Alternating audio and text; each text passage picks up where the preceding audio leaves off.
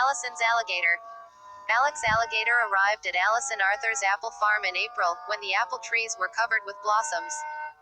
"Whatever am I to do with an alligator?" Alison asked. Inside the box, Alex yawned. Alex stuck his legs through the holes at the bottom of the box and ambled into the house in search of dinner. "Oh no you don't," cried Alison. "You cannot live in the house. You are to stay in the stream behind the apple orchard." Alison put Alex in the small stream. Then Alison put a strong fence around the stream so Alex did not try to eat Mrs. Cherie's chickens. Alex liked the stream and his pen. He especially liked the steaks Alison gave him every morning and evening. One day in August, a red apple fell off a tree and rolled under the fence and into Alex's pen.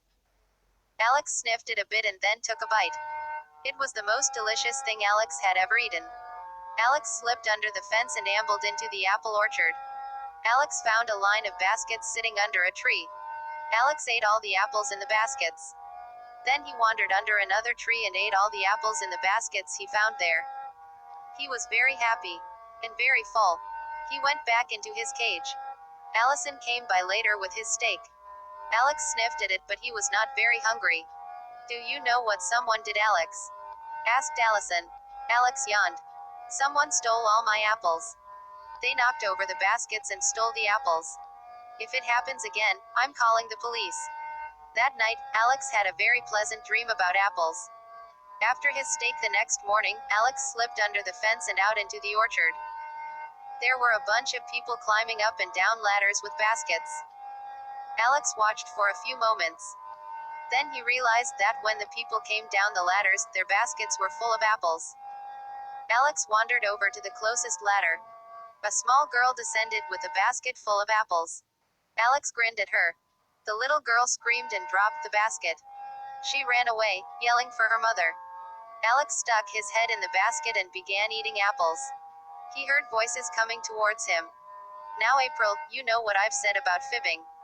There are no alligators in this orchard," said April's mother. Alex pulled his head out of the basket and grinned at April's mother. "Ah!" she screamed. April and her mother ran away as fast as they could. Alex walked over to another tree.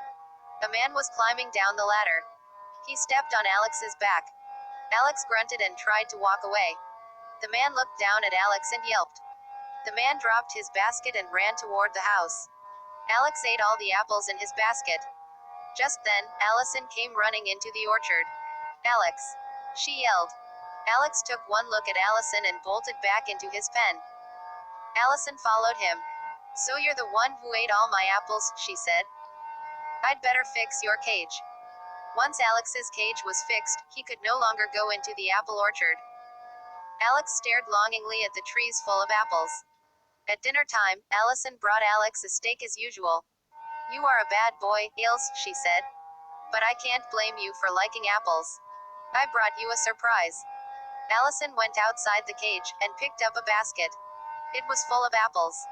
Alex ate all the apples before he ate his steak. Alison laughed. "I'll bring you apples every night, Alex," she said. That is exactly what Alison did. Alison